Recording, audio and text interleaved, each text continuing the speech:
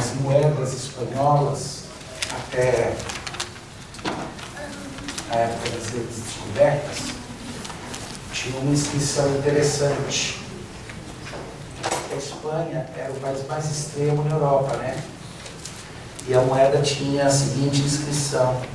Até o século XV, a moeda dizia ne plus ultra. Nada além. Não tem mais nada depois daquele limite. E aí, logo no século XVI, as grandes descobertas já concretizadas, né? Finalzinho do século XV. E aí eles mudaram as inscrições das novas moedas espanholas e elas passaram então a dizer plus ultra. A mais para frente, tem mais coisa para frente. Num certo sentido, a nossa vida é uma luta para descobrir se nós nos achamos o bombril, não tem nada melhor, ou se a gente olha para a vida e fala, espera, plus ultra, tem mais além. Só que a arrogância é um bichinho assim mágico. Todo mundo conhece, ou a maior parte de vocês já ouviu falar de Prometeus na mitologia grega. Prometeus era aquele deus do Olimpo, da mitologia grega, que roubou o conhecimento do fogo dos deuses e deu aos homens. Então ele se tornou um destruidor de deuses. Muita gente confunde Prometeus com Proteus. Proteus era uma outra divindade que possuía a característica de absorver de outras divindades os seus poderes quando estava por perto. Se você quer uma releitura disso, lembra daquele programa de TV Heroes? Aí sim, né? Lembra que tinha pessoas que tinham poderes específicos, mas um deles, o poder dele era exatamente absorver dos outros que tivessem em volta o poder deles? Esse era Proteus. Como que era o nome dele? Sylar. Não, o Sylar era o que desmontava o cérebro para roubar aquilo. Tinha um outro que era do bem, que tinha esse poder. Peter. Olha, essa turma está preparada. A arrogância, assim como o Proteus, é um nariz de cera. Se transforma em qualquer coisa e se esconde em qualquer lugar. Já que falei de filme, ninguém esquece, se você assistiu, aquela cena daquele filme Advogado do Diabo, no finalzinho do filme, que reenquadra a narrativa toda. Porque a narrativa toda é que o orgulho fez com que o jovem Neil, né? Não, Neil é...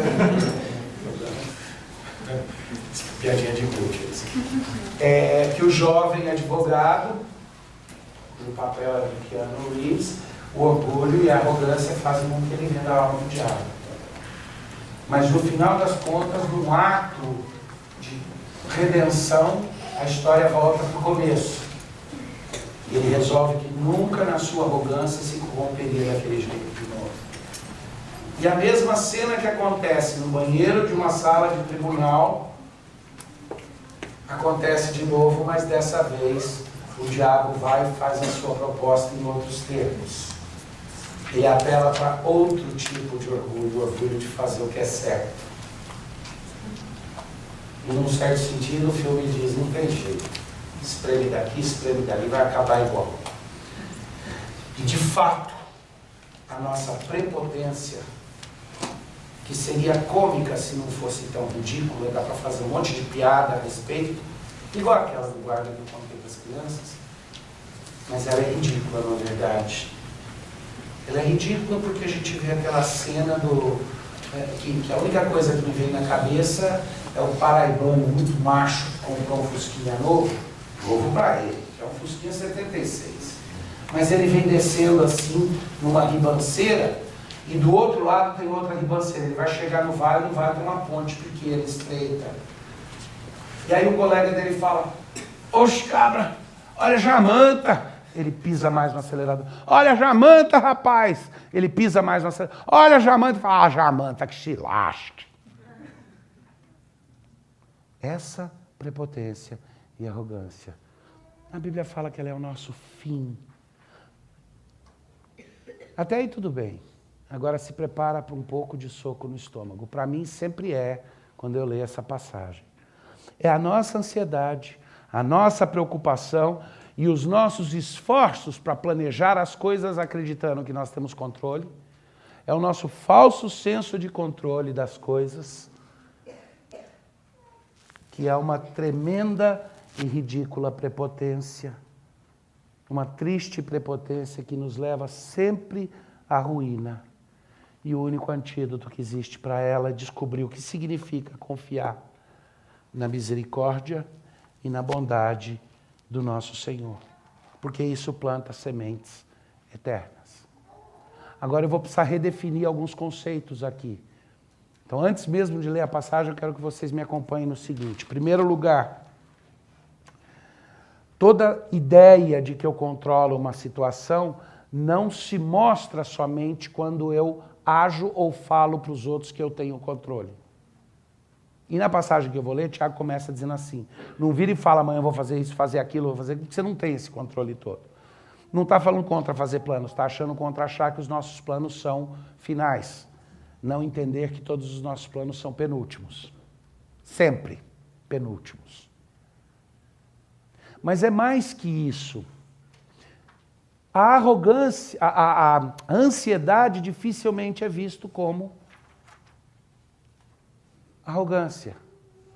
Mas é.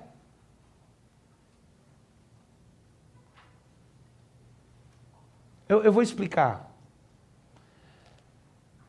Eu viro para você e falo, cara, e aí? Tô tentando, você gostou do meu sermão? Aí você fala, foi bom. Aí na semana seguinte eu falo, e aí, você gostou do meu sermão? E na outra semana eu começo a pregar pensando, poxa, o que será que o Pedro vai achar do meu sermão? Será que ele vai gostar do meu sermão? Aí é óbvio, onde que está a arrogância implícita disso? Porque parece que o fato de eu estar tão preocupado com a sua opinião, nesse caso, ela é uma insegurança, mas ela é uma insegurança arrogante. Porque eu me acho tão bom que eu acho que se eu me preocupar o suficiente, eu vou conseguir fazer você dizer que eu sou o melhor pregador que existe. E isso é arrogância.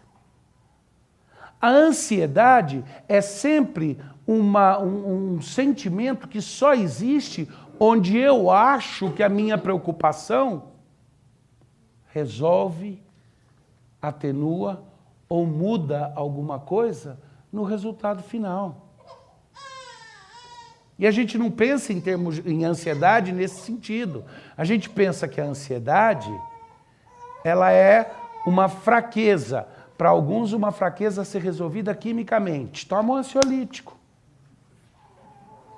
O que, eu vou falar bem rápido para não gastar muito tempo nisso, o que é uma coisa que, se alguém chega com o braço cortado, você dá uma anestesia.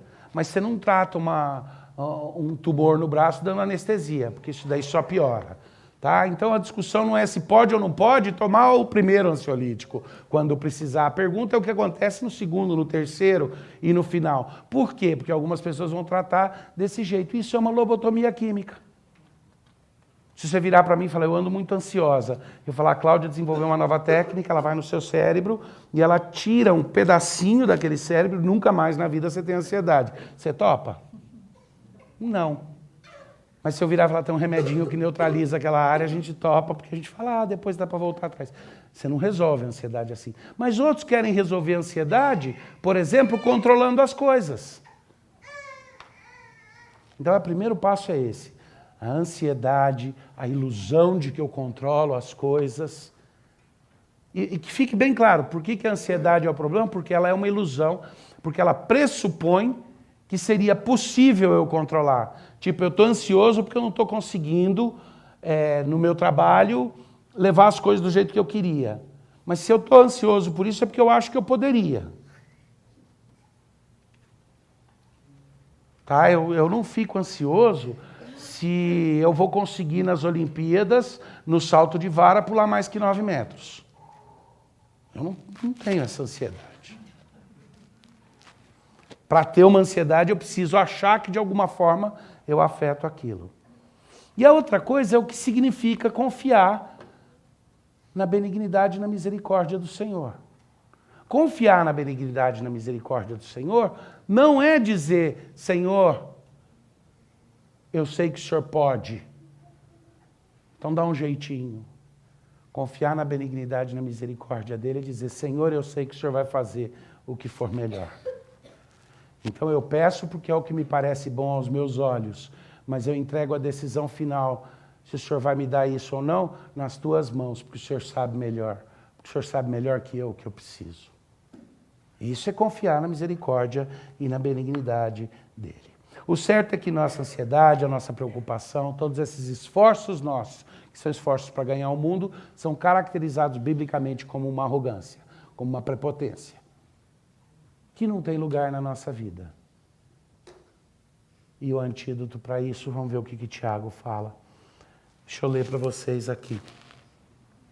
Vamos começar lendo os versos 13 ao 16 do capítulo 4. E agora vós que dizeis, hoje ou amanhã iremos a tal cidade, lá passaremos um ano, negociaremos e ganharemos. Legal, né? Plano bom direitinho, né? O plano inclui o deslocamento, a viagem, inclui o dia, inclui o prazo, que vão ficar lá, inclui a estratégia, negociaremos, e inclui o resultado final, ganharemos. Ora, não sabeis o que acontecerá amanhã. O que é a vossa vida é um vapor que aparece por um pouco e logo se desvanece. Em lugar disso, devias dizer, se o Senhor quiser, viveremos e faremos isto ou aquilo. Legal, né? Então o antídoto é fácil. É só você colocar no final de toda a intenção sua, se Deus quiser. É só você falar a palavrinha mágica. Se Deus quiser. Aí você dá uma torcidinha no braço dele e tem que fazer. Você quer ser mais elegante? Você pode falar, Deu volente. Ou botar DV. D.V. Se Deus quiser. Latim não faz ficar mais inteligente? Não é só dizer a frase. Tiago está ensinando um conceito aqui e ele está usando a ilustração que diz, por exemplo, você vira e fala, vou fazer isso, isso e isso. Na verdade, você não tem condições de falar isso porque você não tem controle sobre a sua vida. Seria melhor que a sua posição fosse aquela da pessoa que diz, se Deus permitir que eu esteja vivo amanhã, eu vou fazer. Não é tanto a respeito de dizer se Deus quiser. Você não precisa botar o apêndice se Deus quiser ou D.V. depois de toda a frase sua que denota a esperança de um futuro. Você precisa no seu coração ter certeza de que nós não temos esse tipo de controle. E é por isso que no versículo 16 vira e fala assim, e eu sei que às vezes é um pouco difícil quando olhando para esse texto, ver essa conexão com a prepotência e com a arrogância, né? Eu forcei um pouco essa conexão. Será? Tiago faz. Vós vos jactais das vossas presunções. Ora, toda jactância como essa é maligna. É ruim.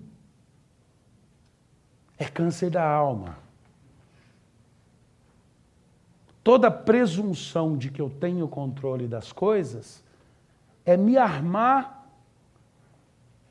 para frustração, para me dar mal. Porque eu não tenho. Já contei para vocês, ontem falava com o Daniel, que recentemente num congresso que nós tivemos de cuidados paliativos, cuidado de final de vida, o cuidado que você dá para um paciente que você já não acha que pode curar, você só vai então aliviar a dor para ele morrer em paz, fazer alguma coisa assim. Num congresso, estava um monte de médico, enfermeiros, enfermeiras, várias pessoas que tratam pacientes que estão em cuidado paliativo, gente da área de saúde mental também, e eu tive a oportunidade de dar uma palestra e eu abri a minha palestra dizendo assim, eu sinto informar a vocês, mas há um pequeno equívoco. A gente tende a pensar que nós aqui estamos engajados em atos de misericórdia no cuidado paliativo de outros. Mas primeiro a gente precisava entender e nivelar o campo. Todo mundo aqui está em cuidado paliativo. Porque não tem muita diferença da pessoa que está em cuidado paliativo porque tem 2 semanas de vida, a que tem 4 meses de vida, e aquelas que têm 20 e poucos anos, como alguns de nós, talvez 30, como alguns de vocês, 40, como alguns, ou uns 80 ou 90, como outros, tá? que a geração dos nossos pequeninos é a geração que com certeza, estatisticamente, vai ter mais gente com 3 dígitos do que chegando aos 3 dígitos do que aqueles que não chegam. Mas para a nossa geração, está todo mundo em cuidado paliativo. Mas quem vai viver mais 100 anos também não está em cuidado paliativo? 100 anos é tanto assim? Mas existe no nosso coração essa coisa que o próprio Tiago chama de presunção. De achar que eu tenho controle ou de achar que eu tenho as rédeas da situação. Agora é óbvio, esse é o tipo de coisa que só põe a gente lá para baixo, né?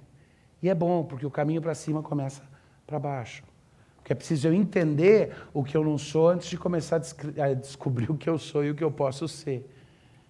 E o que eu não sou é alguém que tem controle algum sobre o dia de amanhã. E a nossa ansiedade sempre pega naqueles lugares, ela esconde, a presunção implícita da nossa ansiedade esconde nos lugares mais inusitados e das formas mais travestidas de outras coisas. Às vezes parece cuidado, às vezes parece zelo. Já pensou, por exemplo, de repente, eu começar a passar noites acordado, pensando na igreja, nas pessoas da igreja, e depois eu chego e falo, eu passei a noite em claro orando pelas pessoas. Na verdade, eu estava preocupado com as coisas e com a situação, mas se você for explorar a minha preocupação, ela pode até ter uma casca de altruísmo em cima dela, mas lá no final das contas, o que é que eu estou preocupado? Melhor das hipóteses, eu estou ansioso achando que a minha ansiedade afeta de alguma forma o resultado na vida dos outros. Na hipótese mais comum, eu estou preocupado com o meu sucesso. E com o fato de que eu preciso que as pessoas sintam que a igreja está fazendo a diferença na vida delas para eu poder ser bem-sucedido. E isso gera uma ansiedade que é a arrogância. Mas é mais que isso. Esse tipo de atitude e esse tipo de ansiedade gera irresponsabilidade para com aquilo que é eterno, para com aquilo que é certo. Me distrai, tira o foco e faz com que eu haja só no momento. Quantas vezes você já se pegou fazendo o seguinte raciocínio? Eu preciso parar de ficar gastando tempo com as coisas que são urgentes para poder me concentrar no importante. Você já falou isso? Quem aqui já pensou ou falou algo parecido? Pois eu vou falar, eu muitas vezes repito isso, até nisso tem uma certa arrogância implícita. Porque quando eu falo isso, raramente eu estou falando daquilo que é eterno. Eu estou falando daquilo que eu acho que é importante para os meus planos a longo prazo, nosso longo prazo, né? 10, 20, 30 anos, 40 anos. Isso é curtíssimo prazo. O problema é que Tiago descreve essa situação na transição do capítulo 4 para o 5 como uma irresponsabilidade para com aquilo que é eterno. E ele toca num dos lugares que mais dói. Deixa eu ler para vocês.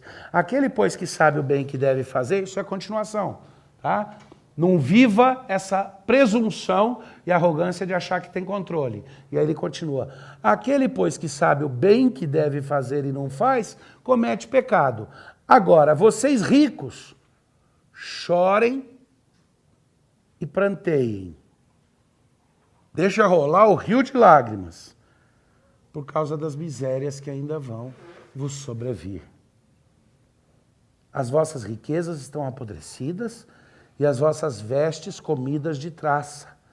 O vosso ouro e a vossa prata se enferrujaram, a sua ferrugem dará testemunho contra vós, e devorará a vossa carne como fogo. Entesourastes nos últimos dias. Vede o salário dos trabalhadores que ceifam os vossos campos, e que por vós foi retido como fraude, está clamando. Os clamores dos ceifeiros chegam aos ouvidos do Senhor Todo-Poderoso. Deliciosamente viveste sobre a terra e vos deleitaste. Cevaste os vossos corações no dia da matança. Condenastes e matastes o justo, que não vos resistiu. Interessante, porque a gente sempre pensa que a justiça social e o cuidado dos pobres é a causa. É uma causa e é a causa de pecados. Não é? A gente fala do pecado estrutural e tudo isso daí, e fala que essa ganância é a raiz do pecado. A Bíblia fala que o amor ao dinheiro é a raiz dos males. Mas o que Tiago está fazendo aqui é fazendo uma conexão inusitada. Ele está dizendo assim, a arrogância e prepotência de achar que eu tenho controle das coisas se agrava quando de fato eu possuo os instrumentos que me fazem acreditar nesse controle. E que quando essa é a minha atitude, eu uso esses instrumentos sempre, sempre, para aquilo que é terreno, para aquilo que é passageiro, para aquilo que é ilusório e para aquilo que só alimenta a minha arrogância. E nesse processo eu desconsidero as coisas que são eternas e os valores que são eternos. Eu desconsidero e eu sou irresponsável com aquilo que é permanente. Então a questão aí da riqueza e da pobreza, ela entra de novo, do mesmo jeito que entrou antes a questão de planejar o que eu vou fazer amanhã, como a ilustração para um conceito maior. É uma metáfora para quê? Para confiança naquilo que eu acho que tenho.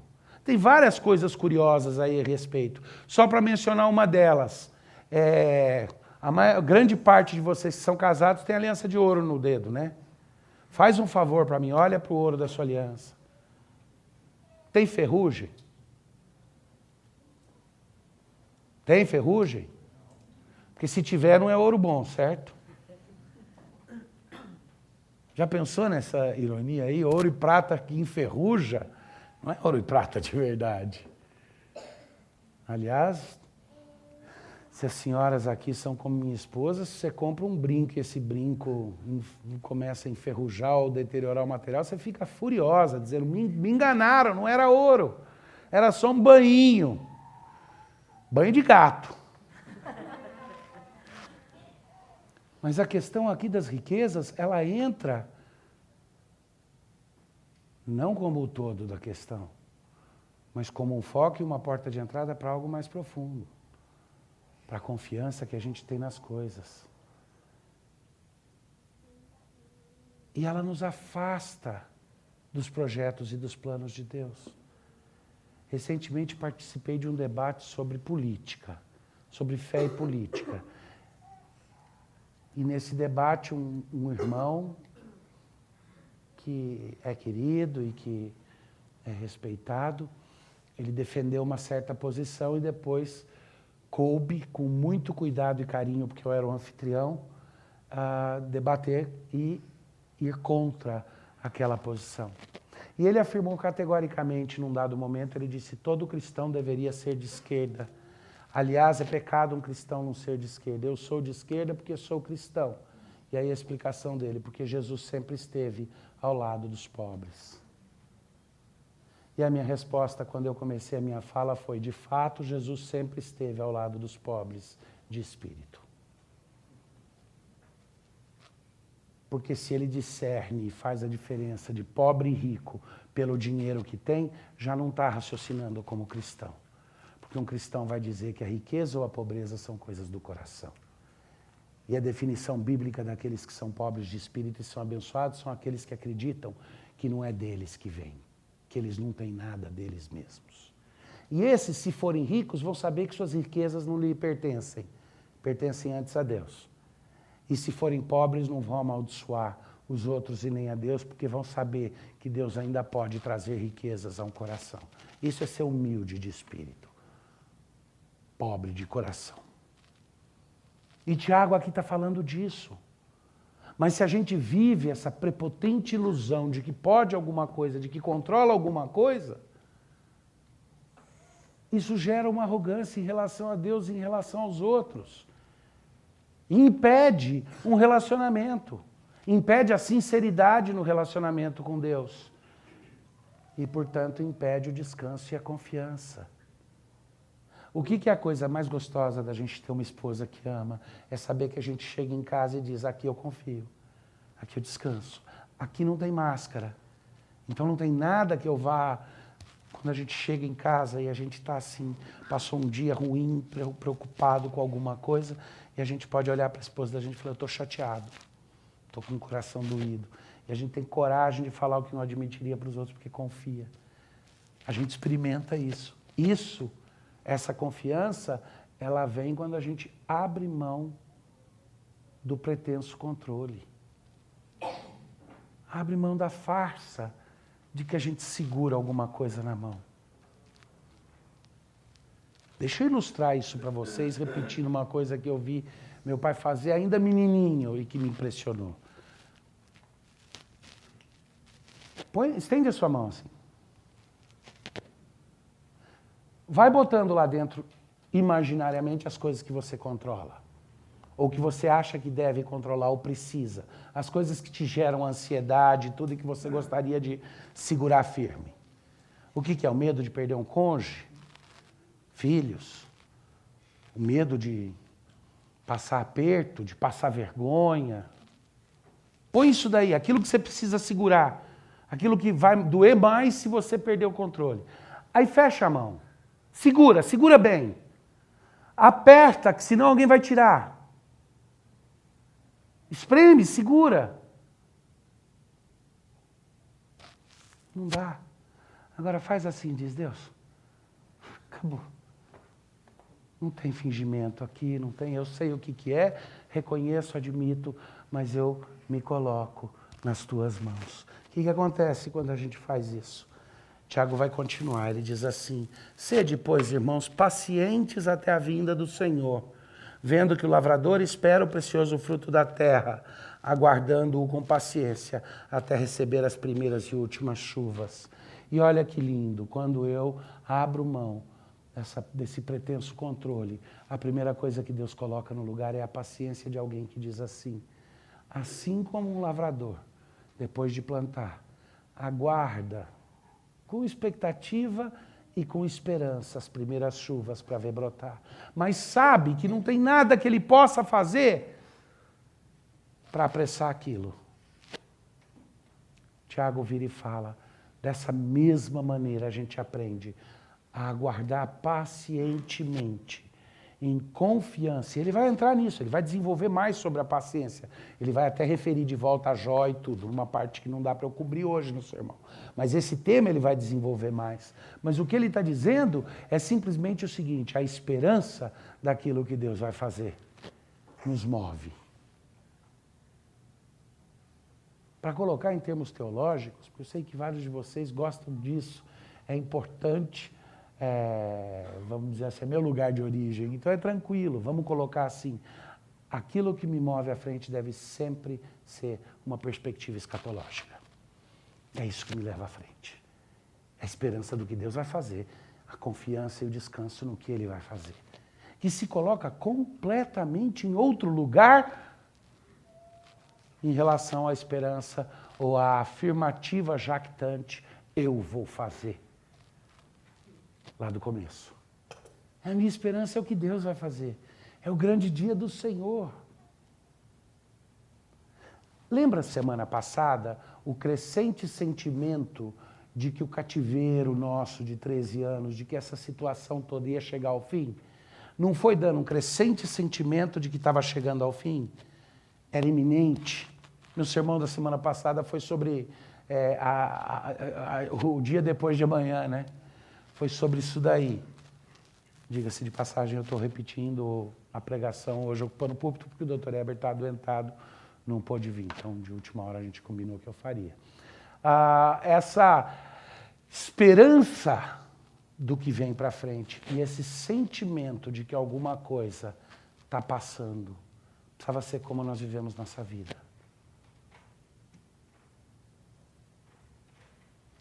Quantos de vocês assistiram no Senado os votos? Alguns aqui. Quantos conseguiram chegar ao fim? Poucos. Eu aposto que os que não chegaram ao fim, assim como eu, quando o voto 46, por aí já estava feito, a gente descansou um pouco, né? Não precisava ver. Seria curioso ver o último, mas já não precisava mais. Pois nós devíamos viver motivados constantemente pela certeza de que a noite se finda em breve, de que essa noite vai passar.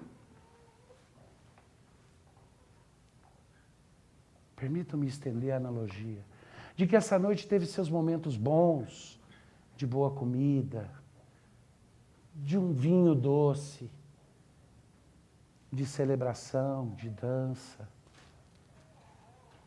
Mas também foi uma noite escura, e teve angústia, teve medo. Mas essa noite em breve vai passar, porque o sol do nosso Senhor Jesus Cristo vem com Ele, porque Ele vem para colocar todas as coisas em ordem. Não é o fim de um governo que marca o sol da esperança. O fim de uma situação que acreditamos problemática marca para a gente uma oportunidade de ação. Só isso. Um novo caminho, um novo momento para agir e para tentar fazer diferente. Mas a esperança verdadeira de que vai findar essa grande noite, essa longa noite,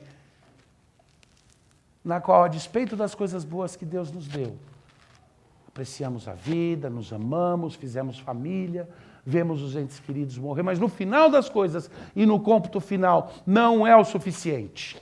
Não é o suficiente para aquele anseio que está plantado no seu coração.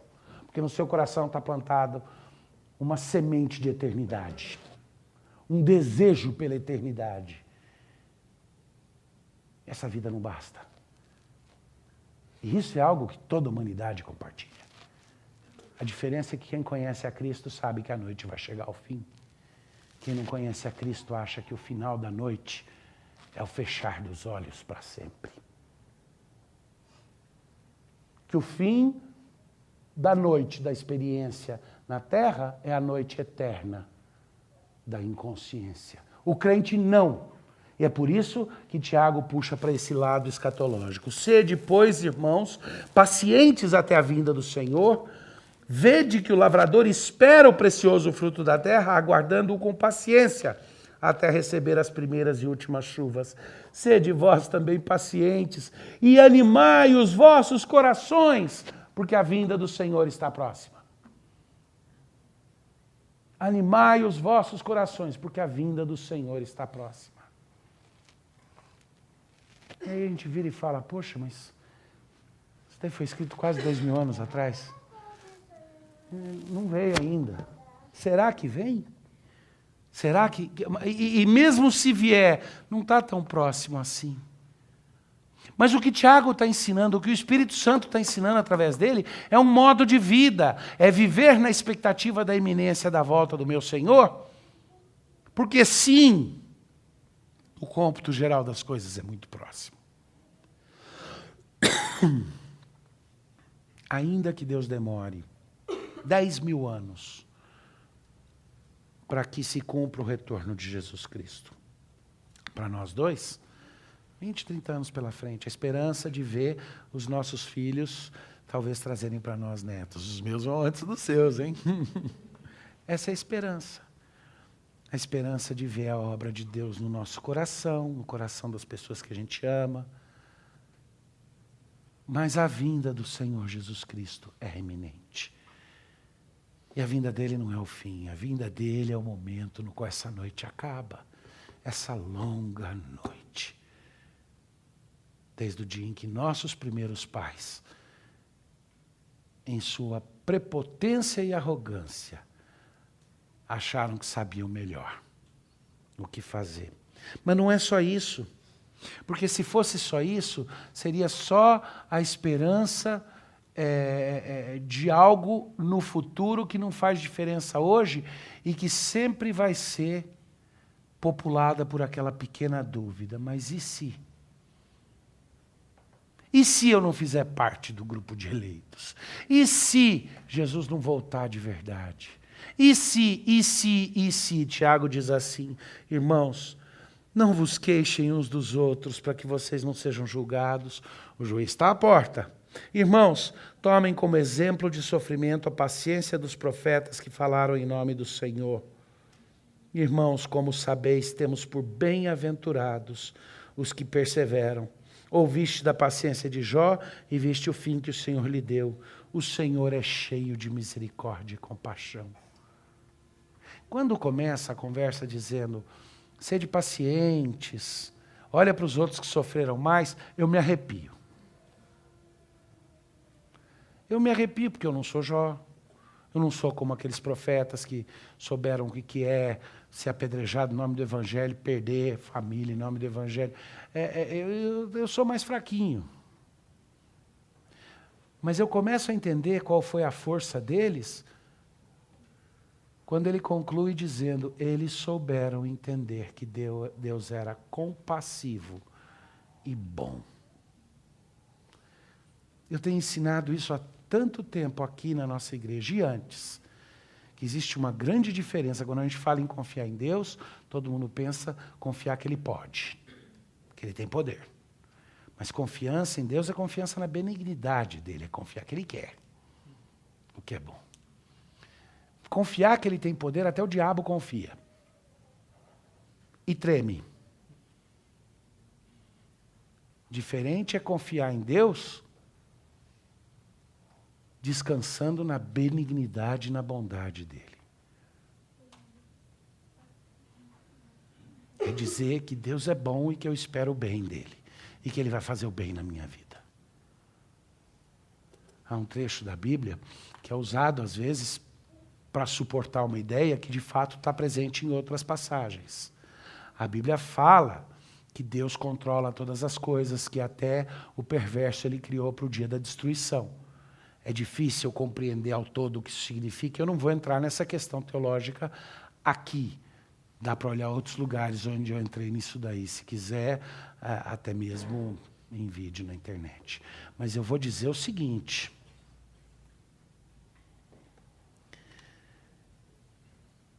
Quando em Jó, a mulher dele chega para ele, depois que toda a desgraça aconteceu, perdeu os filhos e perdeu tudo, ela chega para ele e fala, Jó, olha o que esse Deus te fez. Amaldiçoa esse Deus e morre, pelo menos, para parar com o sofrimento. Um diálogo de eutanásia e suicídio. E a resposta de Jó, que se você olhar na sua Bíblia, a tradução diz assim, se recebemos de Deus o bem, não receberemos porventura também o mal? E às vezes então as pessoas usam isso para falar de soberania divina. Eu defendo a soberania divina baseada em outros trechos. Ali tem uma pequena confusão.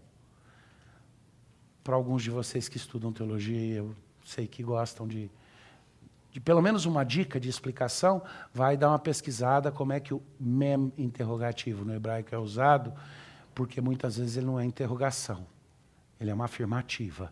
Esse é um trabalho extenso que um colega nosso lá do Jumper desenvolveu para demonstrar em outras passagens nas Escrituras que a estrutura daquele texto levaria a uma tradução mais ou menos assim. A mulher fala, Jó vira para ela e fala assim, mulher, você está louca. De Deus eu recebo o bem e não o mal. É um ato de confiança, de dizer até aquilo que me parece o mal agora, eu não vou amaldiçoar porque eu sei que tudo que vem de Deus é bom. Até a dor que eu estou sentindo. Mulher, você é louca, de Deus eu recebo o bem e não o mal. Isso é confiar na benignidade dele. Isso é virar e falar, eu vou aprender. E quando eu estiver no meu momento de aflição e de insegurança, em vez de uma prepotente ilusão de controle, em vez de uma ira no coração que diz a Deus, estou de mal porque o Senhor não fez as coisas do jeito que eu queria, o que eu quero ter é uma atitude que diz, de Deus eu recebo o bem e não o mal. Eu me encho de esperança porque eu confio na benignidade dele, na bondade dele. E confiante na bondade dele, repleto de esperança quanto ao futuro, sabendo que é certo, é líquido e certo, que essa noite chega ao fim e que surge um novo sol. Eu me encho de ânimo para viver nessa vida da seguinte maneira, sem o peso de ansiedades de coisas que eu não controlo. Isso é libertador. E se num certo sentido, parece que o que eu estou pregando hoje é pesado até aqui, vem aqui o alívio que isso devia trazer para vocês. Cair na real e descobrir que eu não seguro as coisas da minha mão. Aquilo que eu pedi para vocês fazerem, de falar, tá bom, foi. Isso é libertador. Isso tira um peso.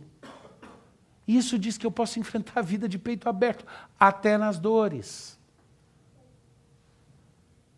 Não porque alguém chegou e me garantiu que ia fazer o que eu queria, mas porque aquele em quem eu confio, eu sei que o que ele quer é melhor. Eu sei que ele vai fazer o melhor, verdadeiro. E eu sei mais. Porque Deus nos fez para querer entender as coisas. Deus fez a nossa mente para querer entender. É natural que a gente queira entender. Ele promete que um dia tudo vai fazer sentido. Não é só que ele vai fazer o melhor para mim, mas um dia eu vou ter a maturidade para entender que o que ele fez de fato era o melhor. E eu vou agradecer e eu vou me encher de alegria. Se eu confiar na benignidade dele, eu começo a experimentar isso desde já, em vez de viver na ansiedade. E aí, como que fica para a gente? Eu faço essa pergunta para mim, como é que fica a minha vida? Eu vou experimentar a frustração de não ter controle das coisas, até arrogância. Eu vou experimentar a frustração de confiar em mim, achar que depende de mim e viver a incerteza o tempo todo se eu fiz o suficiente. Achar que na minha própria habilidade, que eu tenho alguma habilidade para me fazer feliz, que eu sei o que me satisfaz. Não quero isso. Eu quero essa libertação constante. E eu preciso ser lembrado disso o tempo inteiro. É como higiene pessoal. É como cuidar das unhas. Não existe solução definitiva. Que eu vou e corto as unhas e nunca mais preciso cuidar. Eu preciso ir fazer de novo. Aliás, teria solução definitiva para as unhas, né? Corta os dedos.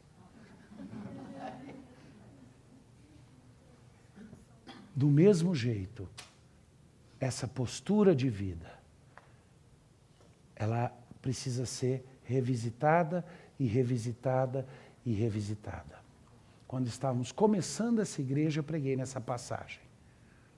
Não é a mesma coisa, o mesmo sermão, mas a mesma passagem, o mesmo texto. E quando eu começo a perceber que eu preciso ouvir isso de novo, eu falo, provavelmente a igreja sobre a qual Cristo me colocou como profeta e pregador precisa ouvir de novo também, para que a gente lembre o que é o descanso.